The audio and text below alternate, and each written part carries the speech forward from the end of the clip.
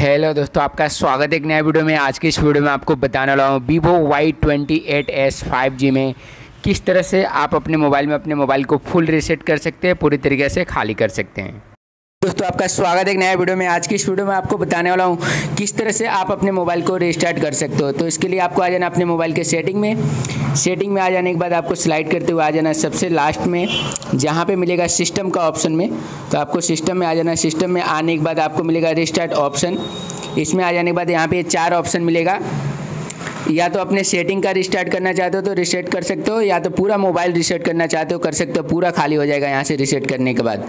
एक बार क्लिक करना होगा, फिर दूसरा ऑप्शन आएगा। यहाँ पे क्लिक करने के बाद ईजी ऑल डाटा, इस पर क्लिक करने के बाद आपका रिस्टार्ट होना शुरू हो जाएगा। पूरा का पूरा खाली हो जाएगा आपका मोबाइल।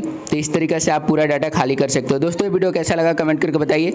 वीडियो अच्छा लगा तो लाइक कीजिए, चैनल को सब्सक्राइब कीजिए और शेयर कीजिए। मिलते हैं आपको नेक्स्ट वीडियो में।